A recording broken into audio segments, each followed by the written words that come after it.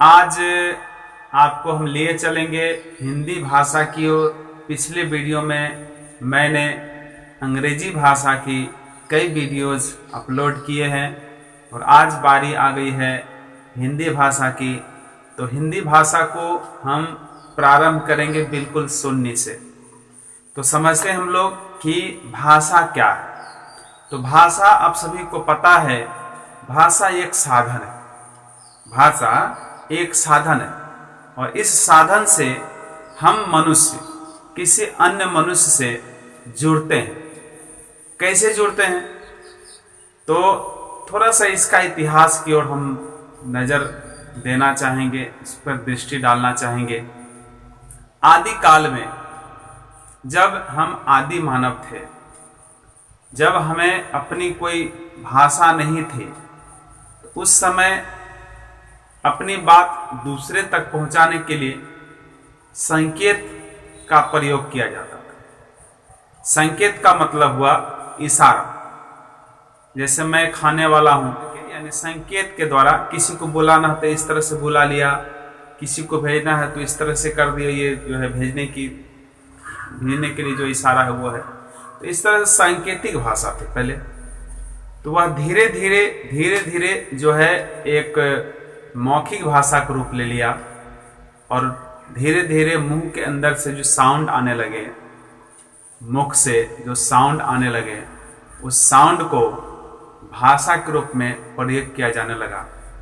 और वह आवाज जो है, वह साउंड जो है, वह एक मानक साउंड बन गया, मानक आवाज बन गया। तो मानक आवाज जो है, जैसे मैंने कहा क, तो क कभी उठ करके या आकर के हमें आप और आपको तो नहीं बताए कि मेरा नाम क है, लेकिन ये एक मानक है।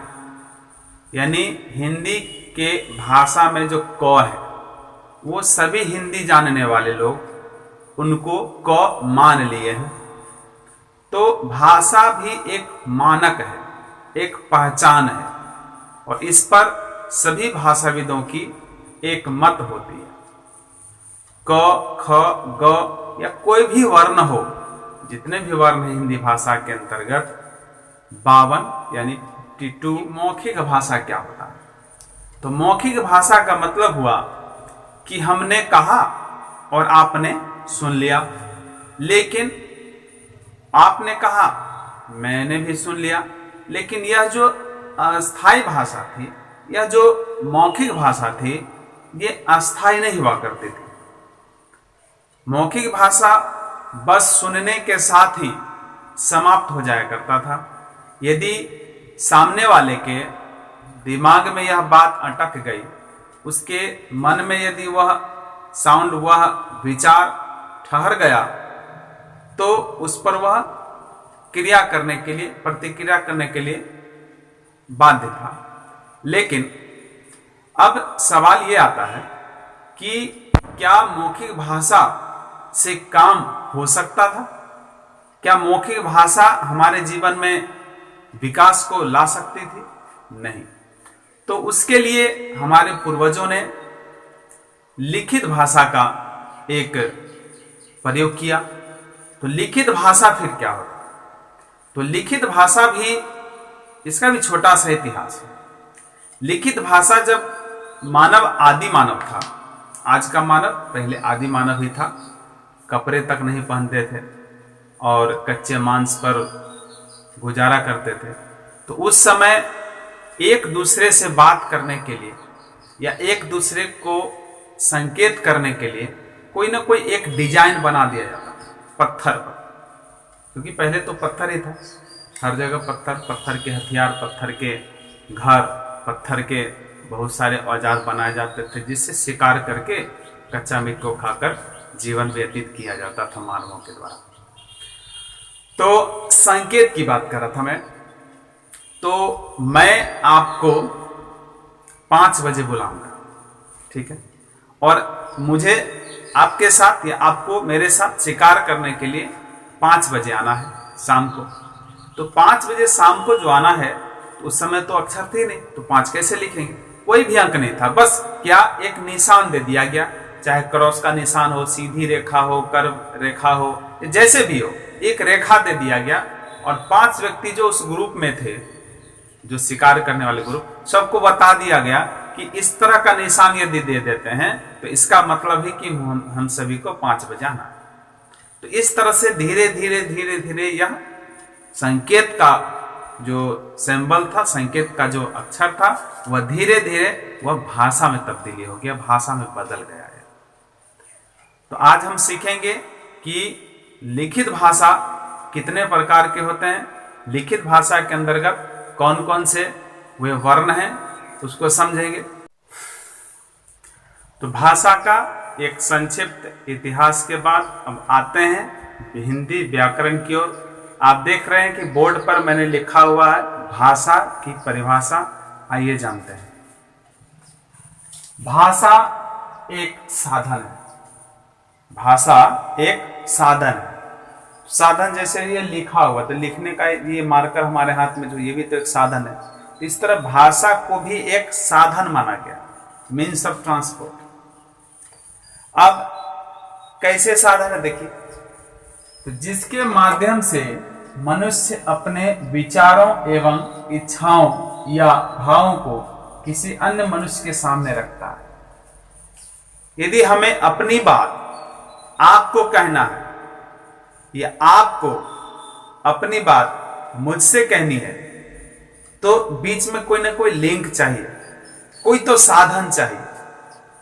तो ये जो साधन है, इसी साधन का नाम भाषा है। जैसे मैं अभी बात कर रहा हूं, तो मैं अपनी बात कह के तो चला गया, लेकिन हमारी यह बात सैकड़ों लोगों तक पहुंचे, आप तक पहुंचे, इसके लिए मैं जिस साधन का प्रयोग कर रहा हूं, उसी का नाम तो भाषा है। तो भाषा किसी भी इंसान का श्रृंगार है, बहुत ही आवश्यक चीज है, और भाषा की जानकारी हमें रखनी ही चाहिए। और हिंदुस्तानी होने के नाते, भारतीय होने के नाते, भारत का जो राष्ट्रभाषा है हिंदी, उसको तो जानना ही चाहिए। क्योंकि यदि भाषा हमें नहीं रहती है, यदि हमें भाषा का जानकारी नहीं रहता है, तो हम कभी भी विकास के शिखर तक नहीं पहुंच सकते हैं। क्योंकि हम अपनी बात दूसरों तक पहुंचाने में भाषा का ही प्रयोग करते हैं। और विकास के लिए हमें दूसरों से मिलना जुलना पड़ता है, दूसरे व्यक्तियों से मिलना जुलना पड़ता है। इसलिए भाषा का विकास हर एक बच्चों के अंदर बिल्कुल आवश्यक है। यदि छोटे बच्चे आपके घर में हैं, जो 1 साल 2 साल या फिर उससे धीरे धीरे बड़े हो रहे हैं, तो आप उन्हें हिंदी भाषा का अच्छा जानकारी दें। क्योंकि हिंदी हमारी राष्ट्रभाषा है।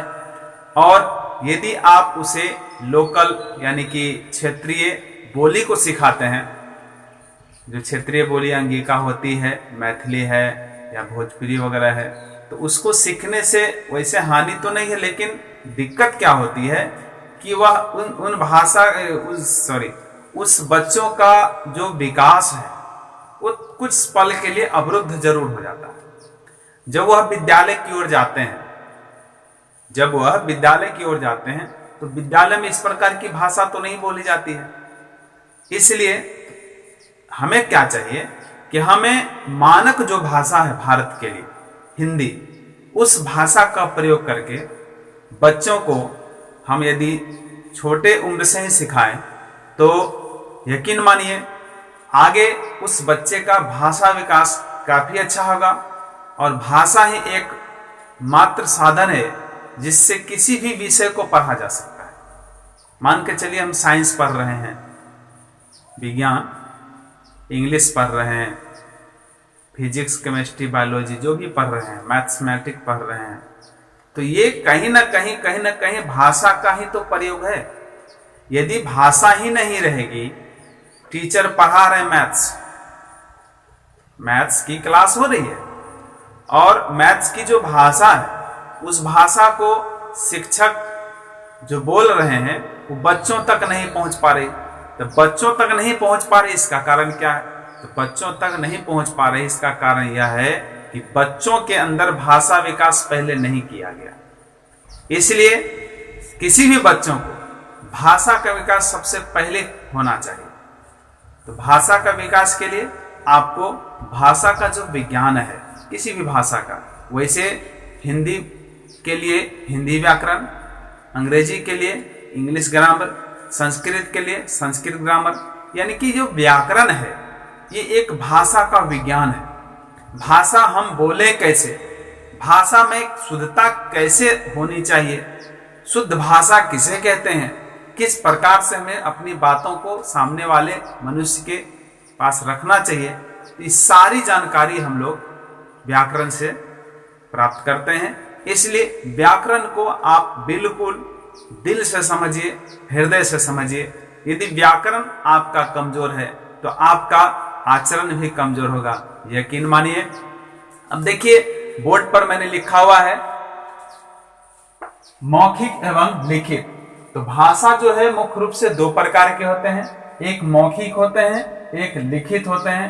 मौखिक भाषा को बोलकर प्रकट किया जाता है और वह अस्थायी होता है, यानी मौखिक भाषा अधिक देर तक टिकता नहीं है।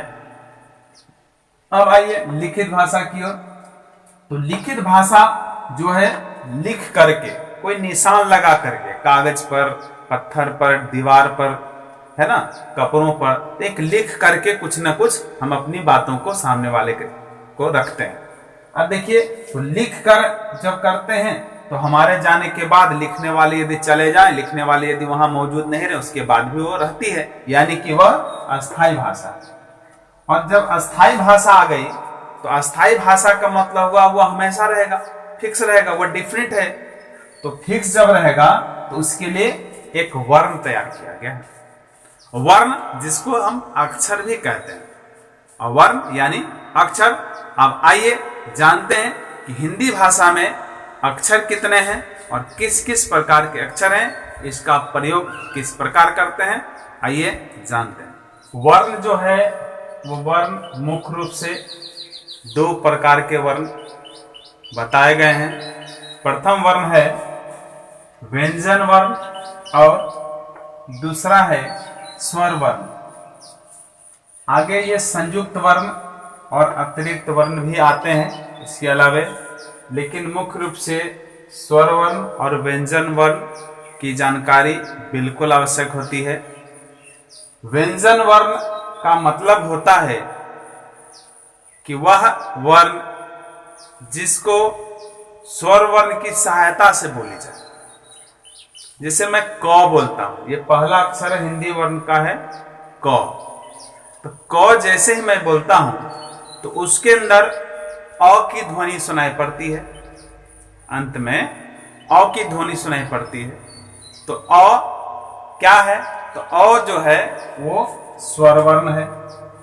तो ये जो व्यंजन एक साथ, ये इनकी संख्या 33 है। तो 33 का 33 जो व्यंजन वर्ण है, इन सभी का उच्चारण के लिए हमें स्वर वर्ण की सहायता लेनी पड़ती है। उसके विपरीत यदि हम स्वर की बात करते हैं तो अ, आ, ई, उ, इसे इस तरह से ही पढ़ते हैं। अ, आ, हर्षई, दीर्घई, हर्षौ, दीर्घौ, री, ए, ऐ, ओ, औ, अं, अ। तो ये जो 13 है, इसकी संख्या 13 है। तो ये जो है वो स्वर वर्ण है। अब आजकल अंग्रेजी की बहुत चलन आ गई है, जिसके कारण ये अं और अ, ये जो दो अक्षर आप देख रहे हैं, दो वर्ण देख रहे हैं, इसको जो है इस परिवार से, इस स्वर वर्ण के समूह से अलग कर दिया गया है। तो इसका एक कारण भी क्यों अलग किया गया, तो उच्चारण पर जरा ध्यान दें। तो उच्चारण के अंदर अ, आ, ई, उ, ए, ऐ, ओ, औ, यहां तक को बोलने के लिए जो ध्वनि हमारे कंठ से निकलती है वो बिल्कुल स्वतंत्र है। लेकिन जैसे ही हम अंग और अ का प्रयोग करते हैं तो अंग यानी इसमें नासिका का प्रयोग होता है, नाक का प्रयोग होता है, यानी वहां नौ की मात्रा आती है। और ये अह जो है इसके अंदर ह की मात्रा आती है, इसलिए अंग और अह को उस समूह से हटा करके उसे अतिरिक्त में लगा दिया गया है। तो यहां पर हम लोग अंग और अह लिखते हैं, तो इसकी संख्या हो गई 11। अब आइए संयुक्त वर्ण की ओर। संयुक्त वर्ड का संयुक्त जो शब्द है उसका अर्थ होता है जुड़ा हुआ, यानी यह एक ऐसा शब्द होगा इसके अंदर जो अक्षर होंगे, वर्ण होंगे, वैसा वर्ण होगा जो दो या दो से अधिक वर्णों के मेल से बना। जैसे अक्ष, इसमें अ की मात्रा है, क की मात्रा है और छ की मात्रा है। इस तरह से ये अक्ष है। अब त्र में त की मात्रा है, र की मात्रा है और अ की मात्रा है। इस तरह से त्र बना है। अब ज्ञ, ज और न बनकर मिल करके ज्ञ बनता है। स्र, तालब स, यहां जो आप देख रही है तालब स, र और अ के मेल से बना हुआ है। इधर है र, जैसे हम लोग लिखते हैं चंडीगढ़, जलालगढ़, ऊपर चढ़। तो ये जो र है ये विशेष है, इसके अंदर र और ह की मात्रा है। र और ह मिल करके र का निर्माण करते हैं। तो इस तरह से ये जो सारे अक्षर हैं 1 2 3 4 5, ये पांचों अक्षरों को अतिरिक्त वर्ण कहा जाता है। अब अंतिम में बरिरो, घोड़ा, घड़ी, बड़ा, लड़की, गुड़िया इत्यादि शब्दों में जो प्रयोग किए जाते हैं वह र जो है वो बरिरा कहलाती है। तो इसे अतिरिक्त में रखा गया है। और हिंदी भाषा में वर्णों की कुल संख्या इस तरह से देखिए कितनी होती है, ऐड करते हैं, जोड़ते हैं इसको, 33 और 11 ये हो गए 44 और 5 और यहां पर 3 8, कुल संख्या जो है वह हो गई 52 यानी कि 52। तो इस तरह से आज हमने आपको हिंदी भाषा के अंदर, हिंदी व्याकरण के अंदर व्याकरण से परिचय कराया और हिंदी के वर्णों को हम लोगों ने अच्छे से समझा है। आशा है आज का यह जानकारी आपको बहुत सहायता पहुंचाएगी, आपके भाषा विकास में काफी मदद करेगी।